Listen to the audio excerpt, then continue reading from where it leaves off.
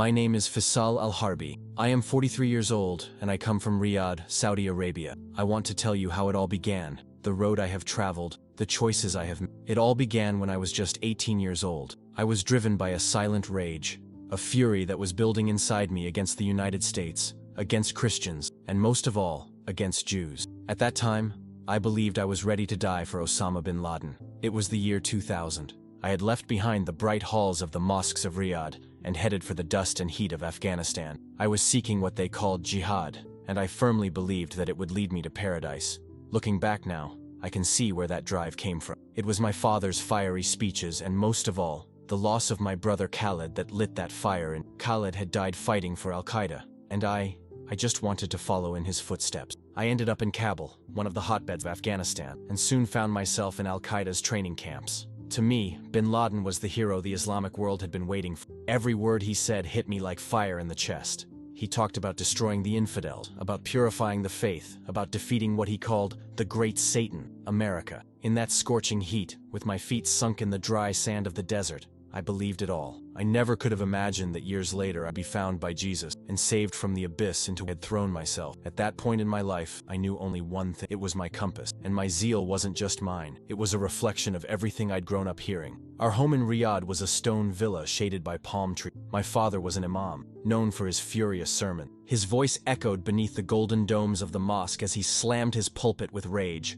America robs us, supports Israel, humiliates Islam. Books by Sayyid Qutb, the radical thinker he admired, were always on display on the... My father's anger seeped from the pages and lodged in. It all came to a head in 1990 when the Gulf War. I was just a child, but seeing American soldiers on Saudi soil, profound shock. It felt like a desecration. My older brother, Khaled, had joined Al-Qaeda and died in Yemen in 1997. I was just 15. After that, he became a local martyr, his face plastered on the walls of the mosque, his name whispered reverently in the streets.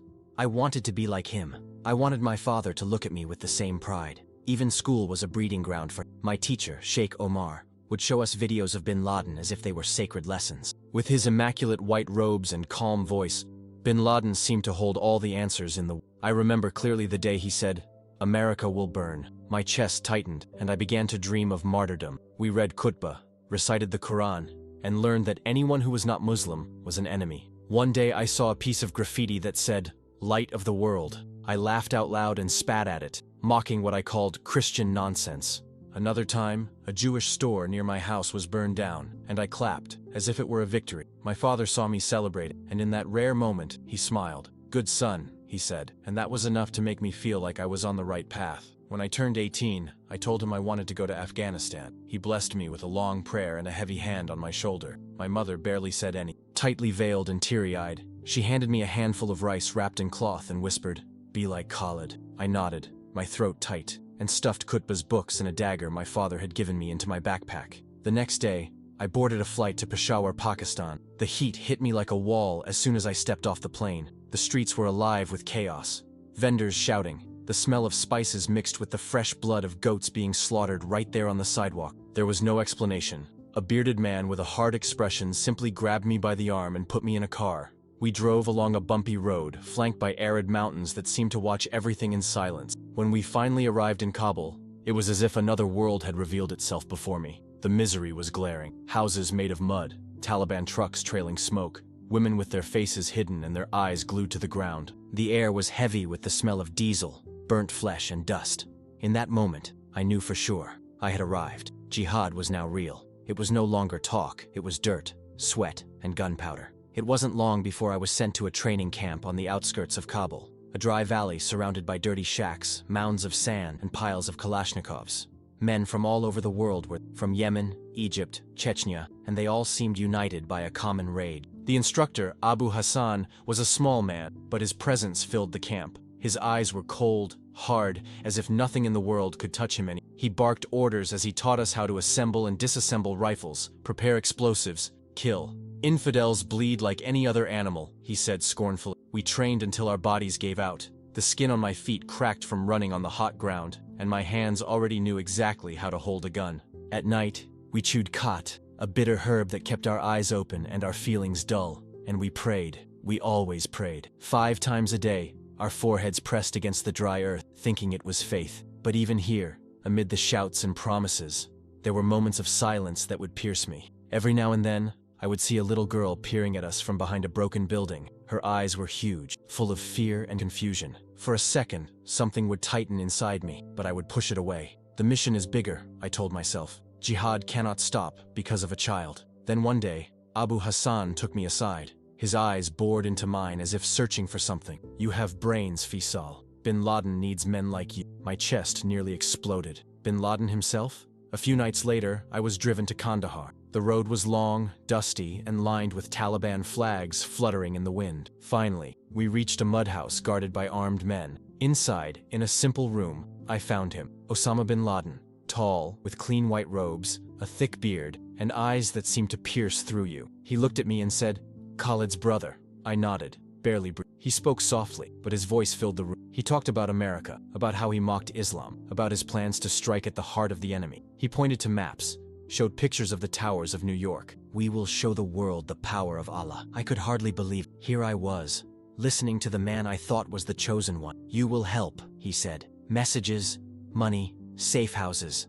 I trust you." I placed my hand on the dagger my father had given me and swore an oath. "For Allah." He smiled slightly. "Paradise is you." I left that house with my heart on fire. I felt invincible. I didn't yet know the detail, the planes, the towers, the thousands of innocents, but I was ready to serve, to kill, to die. Back in Kabul, I began to do my part. I carried hidden messages. I carried money from hand to hand. I rented houses in other people's names, always silent, always alert. In Peshawar, I handed a stuffed envelope to a man in a red turban. He looked at me and said, "For jihad." I just nodded. At night, I read more Sayyid Qutb. His words cut like blades. I prayed in dark mosques, shouting against the infidels. My arms were tight on my rifle. My heart was full of hatred. But even with all that intensity, the image of the little girl continued to haunt me. I saw her in my dreams, the fear in her eyes. I tried to pray harder, scream louder, as if that would erase it, but it was no use. Then I received a letter from my father. It was just a few words. "Make Khaled proud." I clutched the paper to my chest and felt the weight of my brother's name. I imagined his body in pieces, the smoke, the blood. I trained even harder. I learned to assemble bombs with precision. My aim became true. Abu Hassan noticed. "You were born for this," he said, and I smiled. But that same night, when I tried to sleep, the sky seemed clearer than ever. The stars stared back at me, and the little girl's face came back again. And with it, another memory began to emerge. Old memories came back like knives. One in particular haunted me. An old beggar in Riyadh, thin, dirty, with a small cross hanging around his neck. One day I passed him with my friends. I kicked him. I called him an infidel while they laughed. The image of him lying there, his eyes downcast, never left me. I tried to bury it by praying more fervently, cursing myself for still remembering, but it kept coming back like a shadow that wouldn't go away. It was then that bin Laden appeared again. A visit to the camp. The sound of tires on dry gravel, the dust of the jeep, the guards stiff at their posts. We stood in formation, rifles drawn, sweat running down our backs, the sky clear and filled with stars. His voice cut through the silence like a blade. "Allah has chosen us." He spoke with conviction.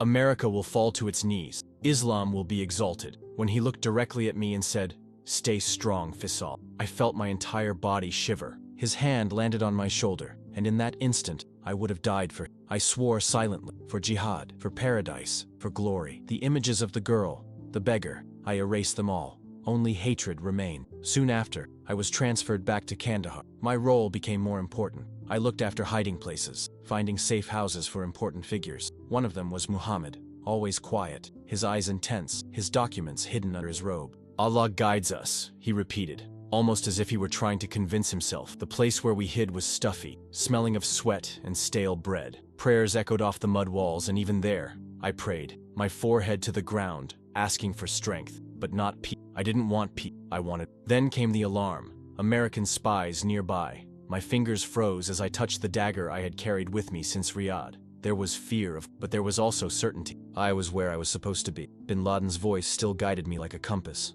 I began to wander around the Kandahar market as a disguise. Coffee. I was sitting around, drinking tea, smiling at the merchant. Once a messenger approached me and handed me a heavy bag. "To New York," he whispered. My heart almost stopped. We were close, so close. The plan was taking shape. But then something small and cruel happened. A boy appeared, skinny, covered in dust, his ribs exposed. He looked at me with hungry eyes and held out his hand. "Do you have any food?"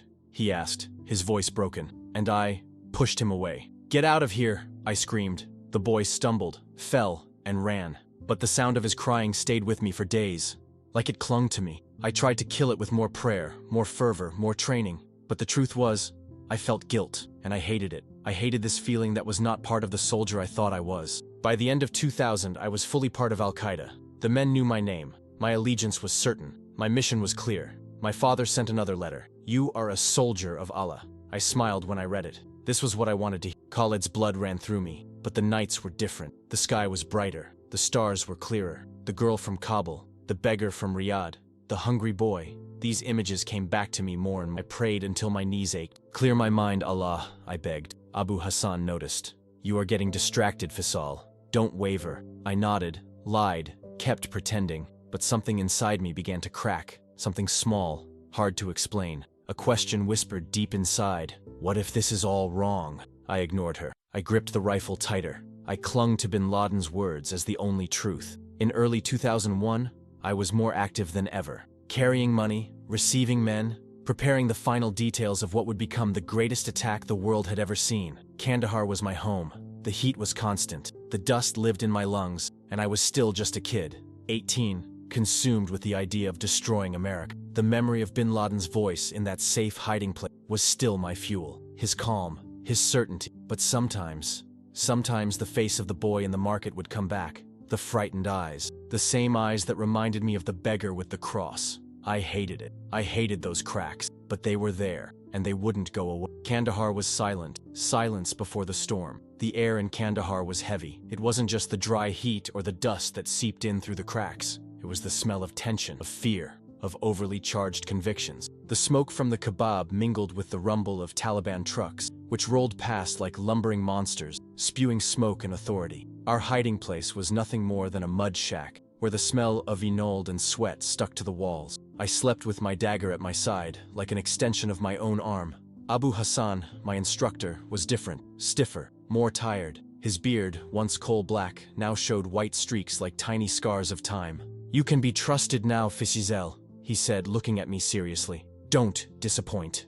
I just nodded, trying to keep my chest firm, but inside, the pressure was like a rock. Bin Laden had called me Khalid's brother. It resonated with me, as if my blood had been stamped with purpose. So I followed. I kept setting up safe houses, finding couriers, hiding dirty money under planks and inside cracked mud walls. The houses we prepared were for men who came from far away, always silent, always with heavy eyes, as if they had seen the end and decided to go through it anyway. One of them was Muhammad, quiet, methodical, with a neatly trimmed beard and a voice that almost sounded kind. He didn't say much, but when he did, his words carried weight. "Allah is guiding us," he would say, as he folded maps and documents that I never dared touch.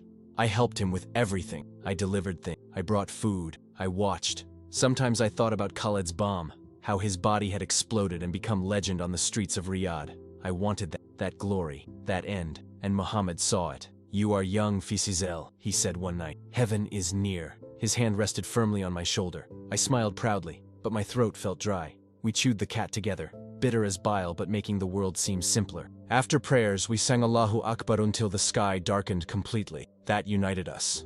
That pushed us. But sometimes, in the darkness outside, I saw something else. An old lady, kneeling near the market, begging for help. Her handkerchief was torn. She was crying, saying the name of a son who never came back. And for a second, everything inside me froze. Like the girl, like the hungry boy. My stomach churned. I turned away quickly. I repeated to myself, "It doesn't matter. Jihad is what matters."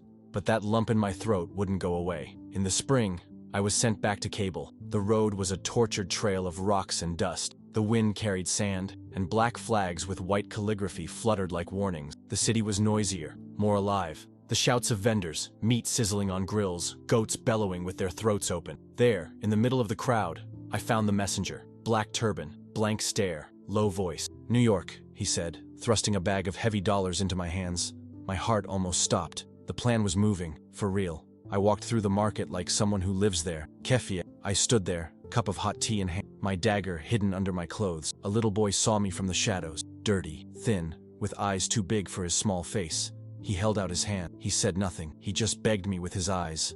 "Go away!" I shouted. I pushed him away angrily. He stumbled and ran, but his crying stayed. It stayed with me, like an annoying buzzing in my soul. My chest ached, a dry guilt seeped in, but I shut it down. I buried it. I had work to do. The destruction of America was my mission. I returned to Kandahar. There, the training was even more brutal. The bombs we now handled were real, heavier, with timers. I could now assemble them with sweaty hands, my eyes dry from sleep. Abu Hassan was relentless. He ordered endless drills in the sun, the ground so hot it burned the soles of my feet. "Infidels die easily," he said, raising his rifle high. "You just have to have courage." We trained non-stop. Sweat poured down our bodies as if they were trying to escape from themselves. Each cry of "death to America" was more automatic, like a prayer learned from birth. But there was something inside me, small, almost imperceptible, that no longer screamed, something that just watched in silence, something that you were beginning to wonder about. What if courage isn't this? What if this is all a mistake? I was getting good at the rifle. My aim was steady, clear, almost cold. The sound of a gunshot no longer made me. At night, we would gather in silence and watch bin Laden video. His voice came like lightning, full of fury and glory. "The wrath of Allah is coming," he would say, and I would cheer, my fists clenched, my heart racing. It fired me, it drove me, but one of the videos broke me. It was different. It showed New York, crowded streets, laughing children, women with shopping bags, lights everywhere. None of it seemed evil. These were people, normal, alive. For a second, something cracked inside me, like a thin line in a wall that seemed solid. I prayed hard that night, my face pressed into the dust on the floor, asking Allah to take away the doubt. I couldn't hesitate, not now. Soon after, a letter from my father arrived, short, to the point. "Strike hard, Fisel. Khaled is watching." I read it so many times that I memorized it. My throat tightened. I thought of my brother's smile, of his last moments, of the blood that had made him a martyr. I took out a piece of paper and wrote back, my hand shaking, "I will make you proud." It was a promise. My heart now belonged completely to bin Laden. Abu Hassan saw the letter in my hand and gave me a firm nod. "You're our man." I felt 2 feet taller, my chest puffed out. But that night, sleep eluded me. The stars in Kandahar were clearer than ever, and the woman's cries, my son," still echoed. The boy in the market, the girl in the alley, the beggar with the cross. Everything visited me in the silence. I clenched my fists, whispered prayers through my teeth. "Allah, keep me strong." Jihad was everything. It was my identity, my mission, my salvation. Summer came, and the plan became a reality. I was moved to a new safe house on the outskirts of Kandahar. It was stuffy, with a constant smell of smoke. The radios buzzed constantly. Messages came in frequently. There was constant movement. New agents showed up with heavy bags and even heavier looks. One of them, Ahmed, was tall, quiet, and had a presence that commanded silence. "We'll be flying soon," he said one night, pointing to a map with circles around the Twin Towers. My stomach turned, but my face remained calm. I knew my role was not the most glorious. I would not fly on the planes. But my work mattered. I kept money in rugs, hid documents, received and housed the men, always with the dagger close by, as if it could protect me from everything. One night, a radio alert threw us into panic. American spies were nearby. I froze for a few seconds. Then I started burning papers, documents, the smell of smoke getting into my eyes, tearing at my throat. Jihad was dangerous. At any moment, it could all end, but I was in too deep. There was no turning back. The mosque became my refuge. The threadbare carpets, the smell of dust and incense. The muezzin sang, and shadows danced in the corners of the hall. I prayed until my knees ached.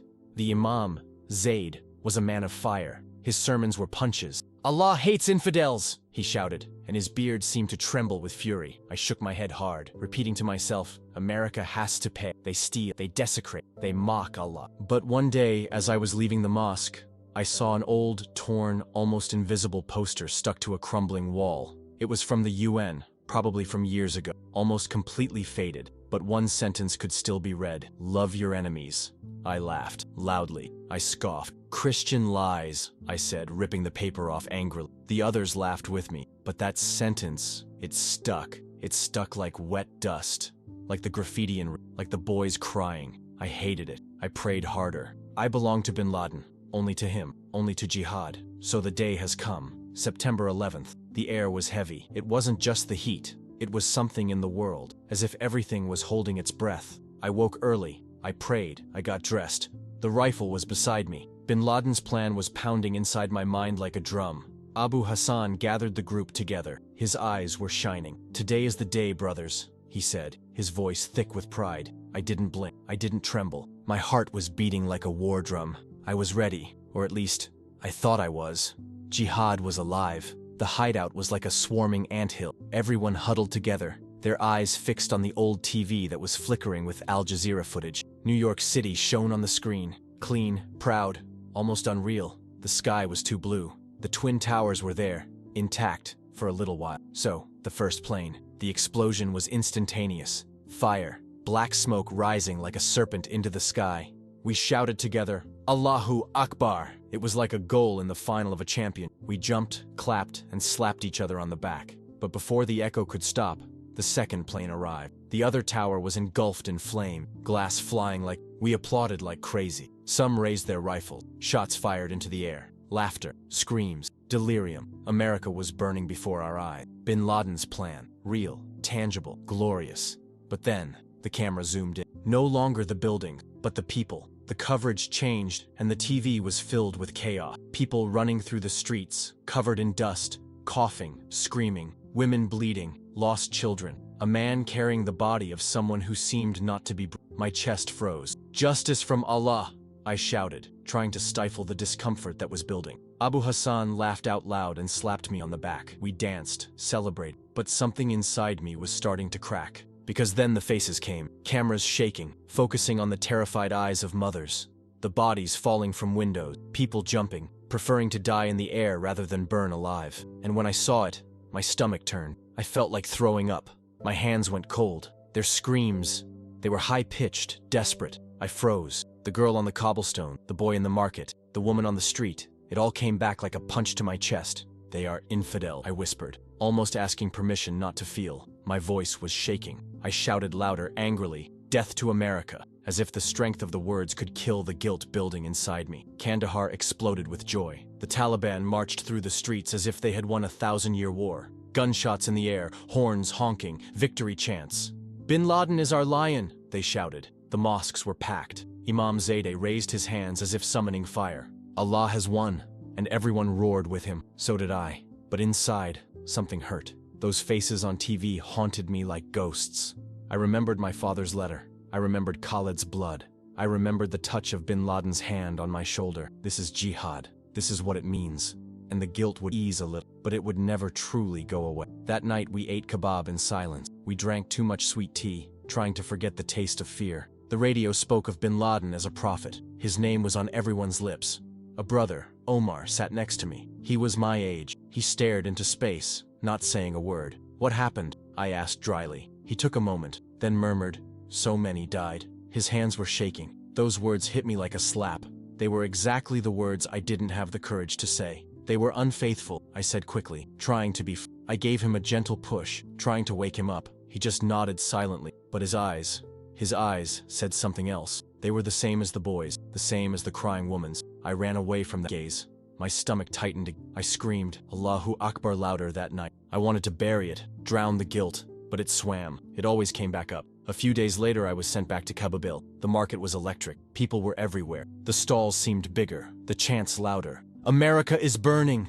I walked through the crowd with my keffiyeh tight, the dagger well guarded. In my chest, a strange, heavy pride. A radio played the voice of Bin Laden, firm, calm. "Allah has struck the great Satan," he said. My heart burned with each syllable. But then, between one scream and another, I saw a woman, veiled, trembling, crying softly. "My cousin is in New York," she murmured, her hands shaking, her eyes lost. My chest tightened. Her pain was real, like the faces, like the screams, like the ones falling from the towers. I turned my face away. I swallowed hard. I stiffened. I prayed like I had never prayed that. The air in the mosque seemed heavier than ever. My voice rose above the others.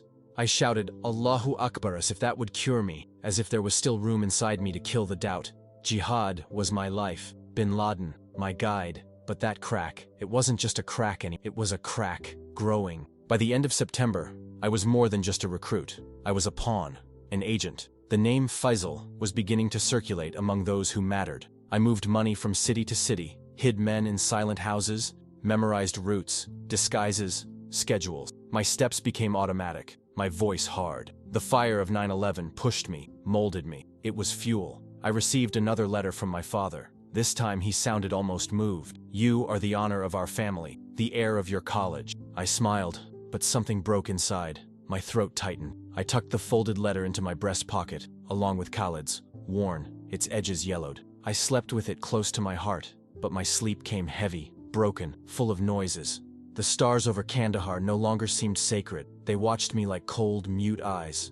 The screams on the television came back, the blood-stained faces, Omar's words, the woman in the market, the girl on the cobblestones. I hated these thoughts, but I couldn't destroy them, so I prayed. I prayed until my knees ached, until my forehead bled from bowing to the ground. Abu Hassan watched me, his gaze more piercing than ever. "Stay focused, Fisel," he said, his voice low and firm. I nodded without hesitation. My heart, I told myself, was still bin Laden's, but there was something inside me, something small, faint, like an ember hidden beneath the ashes. Doubt, fear, humanity. I didn't know. October arrived with thunder of steel. American jets ripped through the sky over Kandahar. I was ready, rifle in hand, anger still burning, trained to die with glory. But when the bombs finally touched down, when the ground shook, when the ceiling cracked, when the heat rose through my feet, I realized I wasn't ready. Not at all. The mud walls vibrated. The ceiling creaked. The smell of spilled tea mixed with dust and fear. Abu Hassan was barking orders. He was covered in ash, his gray beard swallowed by smoke. "They're coming, Fisel. Let's go to Tora Bora." My heart raced. My hand shook as I gripped the rifle. I reached for my dagger, my leather bag of my father's letters, the faded photo of Khalid, the book of Khutbah with his sharp words. My world turned into evacuation, smoke, escape. We piled into an old truck, along with other fighters, men who had once seemed made of iron, now praying softly. The Taliban shouted slogans as the dust blinded us. Kandahar was left behind. Its streets were empty, kebab stalls still smelling of meat, abandoned. Mosques were silent. I felt something in my chest, a fear that came not from death, but from loss, from what I was leaving behind, or from what I was becoming. The road to Tora Bora was cruel. The mountains seemed colossal, white with snow at their peaks, dark as coal at their bases. The wind was biting. My keffiyeh beat against my face like a constant slap.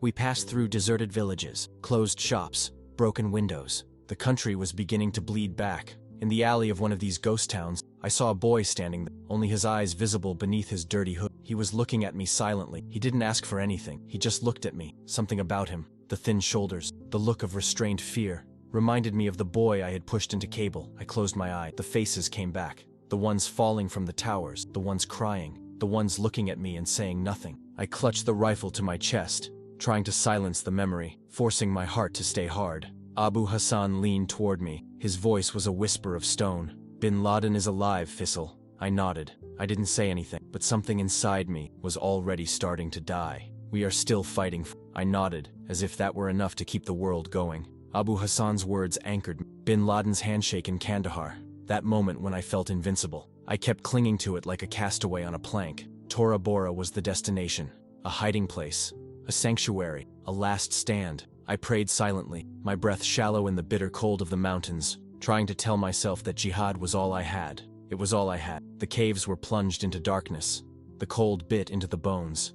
The air was dry, filled with stone dust and exhaustion. The small fires of chai were not enough. Fighters from Yemen, Uzbekistan, Saudi Arabia, all huddled together, all looking the same, dirty, tired, with sunken eyes, with no past, only war, only the present. Omar stood among them, and something about him was different, older. We were the same age. His eyes no longer sought anything, they only held. I remembered what he had whispered about the dead, about the weight that now seemed to crush him, but I ignored it. I ignored, because that's what I did. I buried what hurt, what could break me. My rifle was close, and hate was still my blanket. Abu Hassan appeared as always, standing relentlessly, with his beard dusty. His voice was a blade. "Secure these caves, snowy ridges. If the infidels come, kill them all." I nodded, without hesitation, hands steady, heart racing. The jets came back, roaring like beasts above us.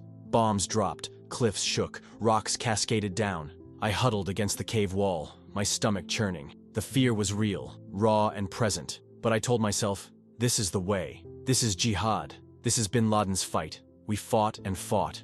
Days and nights lost their meaning. The snow was stained with blood. I fired my rifle until my shoulder throbbed. Each shot a scream. Each death a second of silence afterward. I saw American soldiers through the smoke, their helmets reflecting light. I fired without thinking. Drones buzzed overhead, the sound unbearable like flies hungry for death. A bomb fell nearby. I was thrown. Dust filled my eyes and mouth. Isef from Riyadh was not so lucky. He was hit full on. His chest burst open. Blood exploded hot in the freezing air. He gasped out a single word. Paradise. He died. I knelt beside him. My hands were shaking. His blood was sticking to my fingers. Sticky. Too hot. His eyes, the same as Khalid's. The same smile. The same end. I buried him behind a rock. The snow covered him, but the guilt did not. It was alive, clawing at me from within. Like the screams of the towers. Like the eyes of the boy. Like the voice of the woman. I prayed more, but my words no longer had the same weight. My faith seemed to echo back,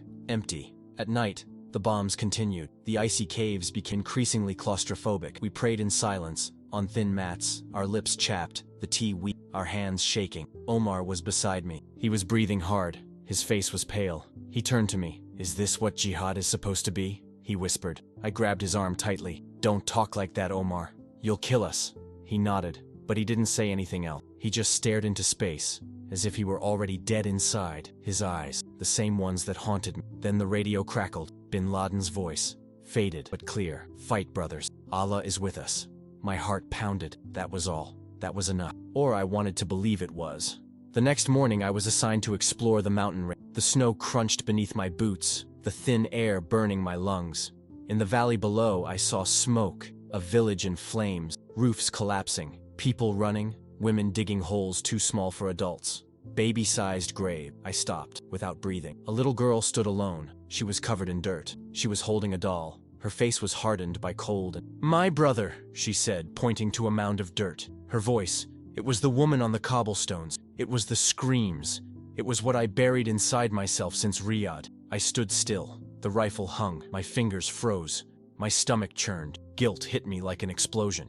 And this time, I couldn't bury her. "They're unfaithful," I whispered to myself. But even I could hear how it sounded. Hollow. Without power. Snow fell around me as I ran back to the caves. Cold. Sharp. The girl's face. It stayed. Stuck in my mind like a fresh scar. No matter how much I prayed, it came back. He always came back. In December 2001, Abu Hassan sent me back to Kabul. Simple missions. Gather supplies, pass messages, observe. But nothing was simple anymore. The city was unrecognizable. The Taliban were gone. Northern Alliance flags fluttered like fresh scars. American soldiers stood on every corner, rifles gleaming in the cold sun. The roar of helicopters overhead made the ground feel shaky. I clutched my keyr to my chest, lowered my head. My dagger held tight at my side. The stranger was too quiet. The Nan sellers had their eyes downcast, spoke little. An old man was selling tea, his hands shaking, his white beard covered in dust. "This war is killing us all," he said almost in a whisper, like Omar, like the girl, like that woman who cried out in the street for her son.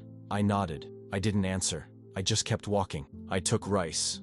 I passed on messages. A messenger in a red turban met me near the old mosque. Tremors in Pakistan. He handed me papers covered in code. My chest filled. Bin Laden was alive. The fight continued. Back in the cobblestone shelter with its cracked walls and smoke pouring out of the cracks, I opened my father's letter. His words, always incisive. "Fight, Fisel. Khalid's blood still cries out for." I held the letter tightly, my fingers tense. Khalid's photo was in my bag. His smiling face, frozen in time, but his eyes looked sad now. Maybe it was just guilt. Then I saw, in the corner of the floor, a torn UN leaflet. The words said, "In me, you have peace. Bitterly, peace." I threw the leaflet into the fire. Smoke rose. It stung. My eyes watered. "Christian lies," I muttered. But something inside me didn't believe that either. The words remained. So did the girl's eyes. Isef's blood. Omar's fear. Omar's voice. I prayed harder. My knees hurt so much that I could barely stand up afterwards. "Bin Laden is my guide," I said. "Jihad is my truth." But was it really? January 2002 arrived like a sheet of ice. Tora Bora was falling apart. Non-stop bombs, caves giving way, fighters dying like flies. I still shot, red-hot rifle, snow-stained red. Drones hunted us. Their lights were cold, impersonal. Death became routine. Omar was with me. He was shaking. His voice was weak, as if he were already half out of the world. "We are not winning." I looked at him angrily, but it was fear. "Allah is testing us, Omar. Keep fighting." But the bomb dropped. The ground exploded. Stones flew like razors. Omar shouted, His leg was gone. Too much blood. Too fast. I ran to him. My hands were slipping. Hold on, please. But he just whispered, "Paradise," and he died. I buried it under the snow, next to Isef, next to Khaled, and the weight inside me multiplied. Abu Hassan gathered those who remained, his eyes red, voice hoarse. "The tremors are over. He's in Pakistan." My eyes lit up. Bin Laden was alive. The mission did not die. We fled that same night, silent. Snow fell around us like a shroud. The caves were empty, our rifles heavier, my steps slow. In my bag, Omar's Quran, stained with dried blood. I closed my eyes and prayed out loud. "Allah, keep me steady." But I already knew. Something inside me had cracked, and that crack just kept growing. Jihad was still my path, but now there was doubt. Always there, like a shadow that coils around the soul and won't let go. The snow could hide bodies, freeze the earth, but never the guilt, the hate, the truth, burning inside me. In February 2002, we arrived at a safe house on the outskirts of Kabul. Mud walls, a weak fire burn, the mixed smell of chai and smoke in the... Abu Hassan coughed, his hoarse voice barely holding. "The next goal is Pakistan. The jihad is not over." I nodded, clinging to bin Laden's words like a last lifeline. Letters from my father arrived, proud and bold. "You are a soldier of Allah." I smiled, but sleep did not come. The stars outside were shining too brightly. I couldn't get Omar's eyes out of my head, the girl's doll, the stifled screams I was trying to bury. I prayed harder, my knees digging into the ground, burning. Jihad was still everything. I stood, rifle in hand, as the snow fell slowly. Tora Bora lay behind me. Pakistan loomed ahead. American jets were still cutting through the sky. My hatred burned, incandescent, unwavering. For now, my path was set. The hideout in Kabul was colder than I remembered. The chai fire barely warmed the freezing air. I sat on a rug, listening to the... I tried to catch bin Laden's voice in the silence, that voice that guided me from Kandahar to Tora Bora and on to Waziristan. But now, she disappeared. The tremor had died down. The American attack on Abbottabad killed him, and something broke inside me. I still called it jihad, still training. I was still praying, but the guilt had deep roots, spreading beneath the hatred I still harbored. May 2011, North Waziristan, dry, sharp mountains, dust that scraped my throat like ash. I was in a safe place when the radio crackled. Osama bin Laden killed in Abbottabad. Abu Hassan punched the wall hard. "Lies!" he roared, spit flying from his wild gray beard. I wanted to believe with him, but I felt an emptiness in my chest. He's gone. The man who for me was the flame of Kandahar, the promise of paradise, the living memory of Khaled. He's gone. We met that night. Yemenis, Syrians, Chechens. The room smelled of oud and anger. Abu Hassan raised his voice. "Trembling is a martyr. Iman leads now." I didn't applaud. I clenched my fists. I forced my mind to accept. Beside me, Tariq, young, intense, eyes shining with the same fire I had in 2001. "Let's burn them all," he said. I nodded, but something sparked inside me. Omar's face, the girl with the doll, the boy who dropped the rifle. I buried the doubt. I whispered my prayers. I called that strength. Waziristan seemed smaller after bin Laden. But what about drones? They buzzed louder, closer. I trained the recruits, serious boys, some of whom barely had a beard. I shouted orders. I taught them to shoot, to hate dying. "Kill infidels," I said, as Abu Hassan taught me in '99. But one boy dropped the gun. "My brother died," he whispered, voice weak, eyes drenched in... I struck him, but my hand was shaking. His pain felt like mine, like the crying girl in Tora Bora, like the old man in Kabul. I told myself, jihad is mercy, but I couldn't look at him. In June, al-Zawahiri's voice emerged through the radio static. "Bin Laden lives within us. Attack." I wrote in my notebook, firm and determined. I trained more. I prayed longer. We raided an American outpost on the border. I led the attack. Grenades exploding, screams echoing, blood mixing with the hot sand. A young American fell there, his eyes wide, staring into space. He looked like Omar. I wanted to turn around, to run away from that image, but I couldn't. I fired again, shouting Allahu Akbar, as if it were an invisible shield against the pain that was invading me. I couldn't sleep. Not even my father's letters, still burning with fire and pride, could console me. "Ving or tremor," I wrote on a crumpled sheet of paper. I held Khalid's photo tightly, telling myself that was loyalty. But every night the American soldier's face haunted me. The boy's voice, the child's scream in the bombed village, it all hammered into my mind like a dagger. That autumn, I met al-Zawahiri. He wasn't like bin Laden, the tremor. His voice was cold, cutting, almost soulless. "You served well," he said, looking with empty eyes. I saluted, promised loyalty, and left with my head held high. But the doubt did not leave me. It followed me, always present, like a shadow that I couldn't shake. Winter 2012, Afghanistan. We bombed a village. They said it was a NATO depot. I saw, clear and naked in my memory, a little girl, maybe 7 years old, running, her red scarf soaked in blood, her arm torn off. I froze. My rifle felt like it was made of stone. Tariq shouted, "Infidels!" I shot. I don't know who I hit, but that girl's scream stayed with me, piercing my soul. I started spending more time in mosques. The Waziristan mosque was small, with cracked tiles and old carpets. Imam Rahim preached firmly, like a confident father. "Bin Laden's blood cries out," he said. I nodded, trying to believe it. But beside me, an old refugee was praying silently. "No more death," whispered. I looked at him and turned away, my heart breaking and pounding. His voice was like that UN leaflet I burned on the cobblestone, the one that said, "In me, you have peace." Spring 2012. The attacks were failing. Drones were getting closer and closer. Recruits kept dying. A mission gone wrong. A bomb hit a market. Women screamed. Children were bleeding. I ran to them, but Tariq laughed. "The will of Allah," he said. I nodded, but inside I was falling apart. I prayed more. I begged, "Strengthen me, Allah." But even prayer began to feel like an empty hiding place, a sanctuary of doubt. I kept saying that jihad was my path, that the ghost of bin Laden still guided me. But the truth? She was more confused than ever. I remembered Omar's leg, Isef's sigh, the child with the doll, the boy who dropped the rifle. I remembered the American soldier's eyes. At the end of 2012, I was still Fisel al-Harb, Al-Qaeda fighter, heir to bin Laden. But I was breaking. The world I built with hate and blood was cracking from within. I didn't know what would come next. Kandahar again. Drones in the sky. Jesus waiting on the horizon. I just knew I couldn't go back. My hatred burned, but doubt burned more. In 2015, I was back in Kandahar, leading a group of fighters. But I was exhausted. He was 32 years old. A body tired from years of war. A heavy mind, trapped by memories it could not escape. The scream of the little girl from Waziristan, her arm torn off, haunted me. Just like Omar's blood in Tora Bora,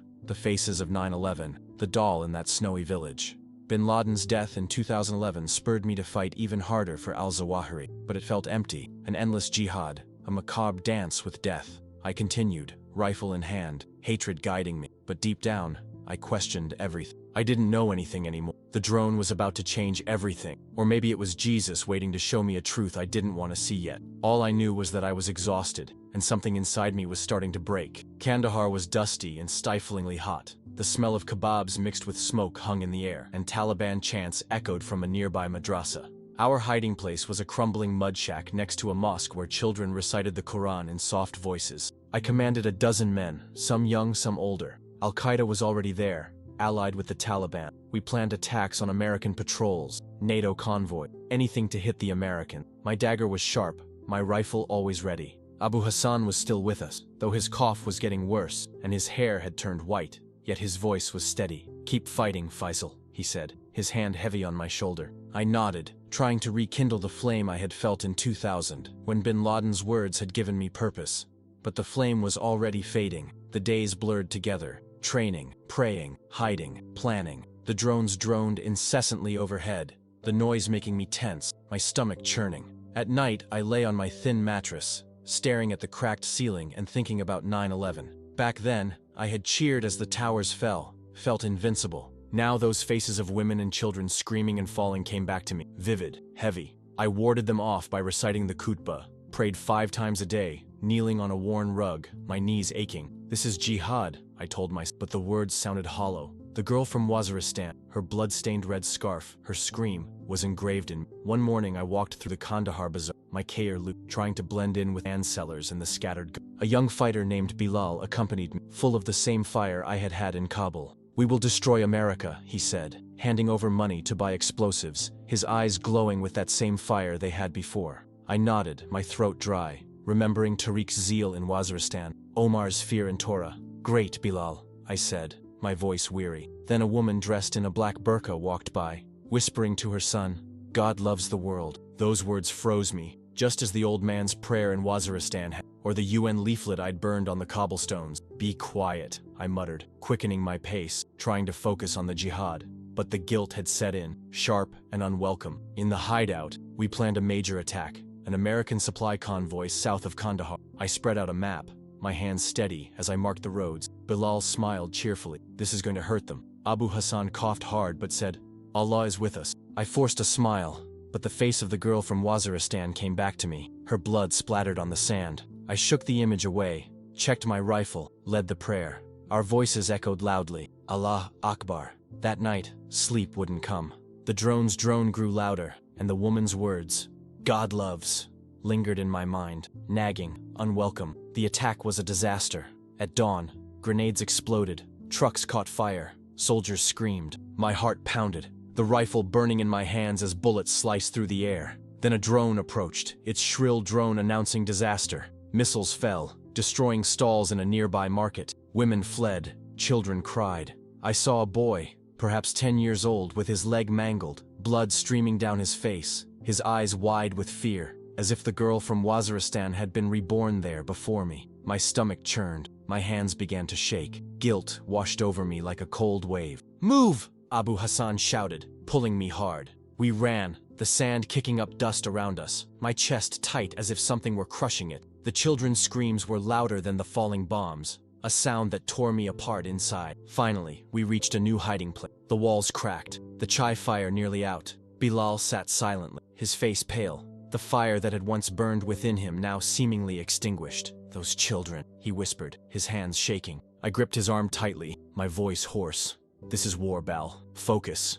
He nodded, his eyes downcast like Omar before he died. I turned away, my heart pounding, the guilt overwhelming. The boy Omar, the screams of 9/11, it all mixed together and suffocating inside me. I prayed, forcing my voice to sound steady. Allah gave me strength, but doubt grew, as if I were trying to run from the truth. Abu Hassan noted. His eyes narrowed, and he said coldly, You're wavering, Fisel. I shook my head, jaw set. Jihad is all I have left. In June 2015, we planned another attack, my last. I led the way, rifle in hand, Bilal steady at my side, his hands steadier than ever. We attacked a US outpost at night, grenades exploding, screams echoing across the desert. I shot, hatred burning inside me, but the boy's face, the blood on my hands, remained vivid. And then came the drone, its fast-moving missile, a burst of fire, shrapnel ripping through my chest and legs. I fell, blood hot and cold at the same time, sand sticking to my skin,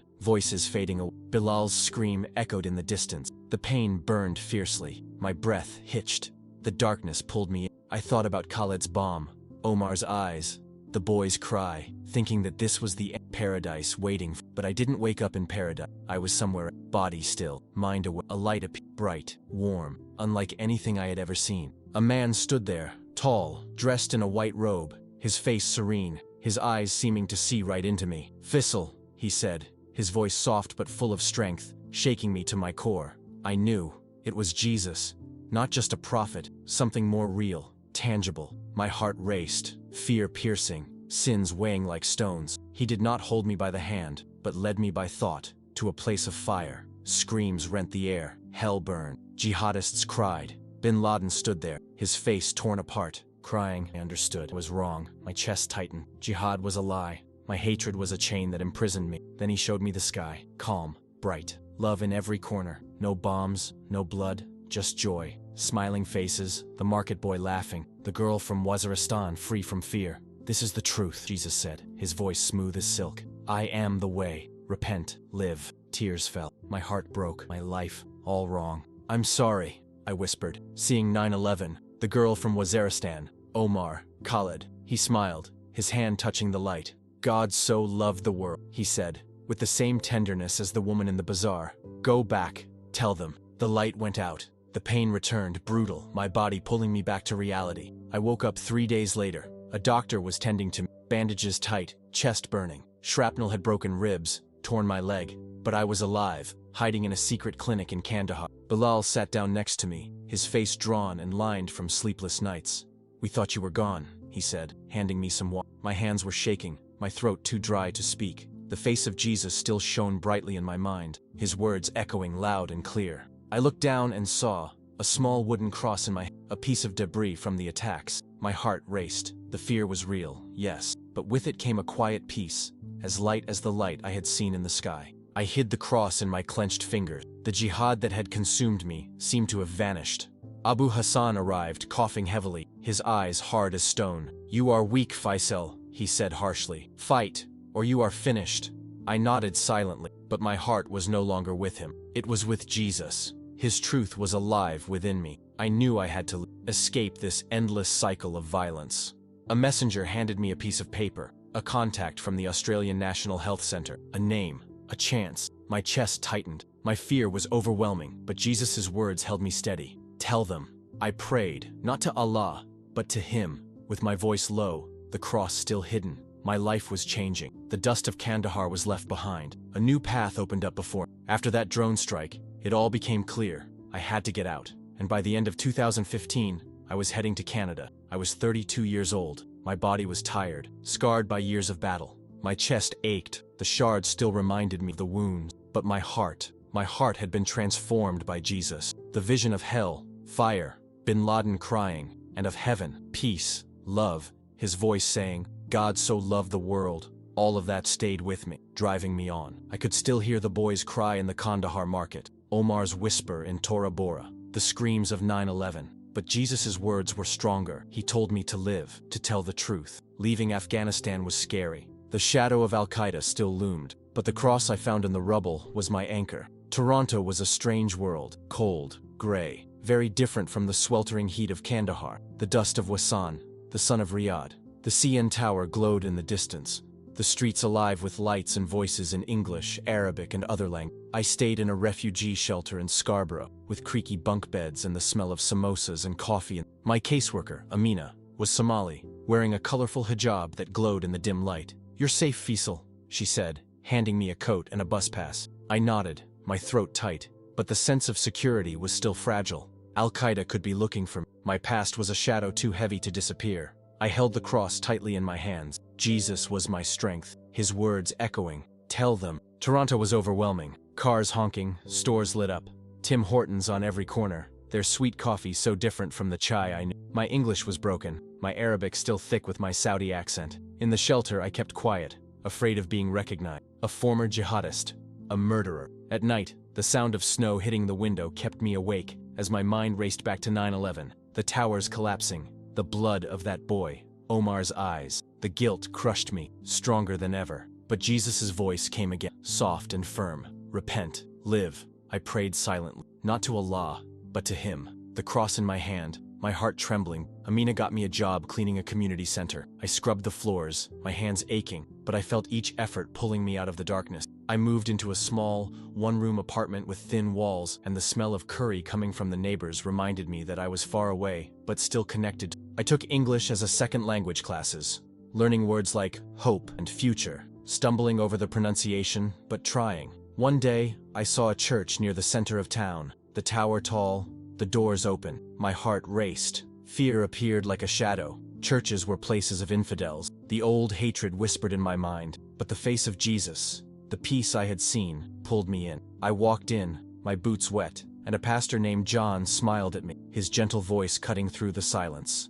"Welcome," he said, without asking questions. I sat, hands shaking, a Bible resting beside me, the words of Jesus waiting to reach me. I started going to church every Sunday. It was a small place, full of diverse people, black, white, Asian, Arab, all singing about love and grace with their hands. My English was still weak, but that sound felt like the light from the sky, calm and real. Pastor John handed me an NIV Bible, its pages smooth under my finger. "Read John," he said, his gaze full of warmth. Alone, I read John 3:16, "God so loved the world," and felt every word touch me deeply, just as it had in the vision I had seen. I read John 14:6, "I am the way, the truth, and the life." Those words connected me to the truth I knew. My heart broke. 9/11, Tora Bora, Waziristan. Everything was wrong, but Jesus' love was greater. I cried, my face wet, the guilt heavy, but the hope even stronger. I was baptized in the spring of 2016. The cool water of the church pool enveloped me. Pastor John praying in a steady voice. "Fisel, you are new in Christ," he said. I sank into the baptism, my chest tight, and peace flooded me like the calm of heaven. The church applauded. Their genuine smiles filled my heart, but the fear did not disappear. Al-Qaeda's reach was long. Men like Abu Hassan or Tar could still find me. I looked back at the icy streets of Toronto, the melting snow, the cross hidden in my pocket. One night I dreamed of bin Laden, his sad face, the fires of hell burning behind him. I woke up in a cold sweat, praying, Jesus, protect me. My Bible opened by itself to John 16:33. In the world you will have tribulation, but be of good cheer. I have overcome the world. It was true. I participated in a Bible study. Men and women, young and old, all with gentle voices. A Canadian woman named Sarah, with short hair, shared her story about addiction and how Jesus saved her. His eyes shone with faith. I nodded, my throat tight, my own dark history choking inside me. One night, I decided to speak up. In rough English, I spoke to the group. I was in Al-Qaeda. My voice lowered. I fought for bin Laden.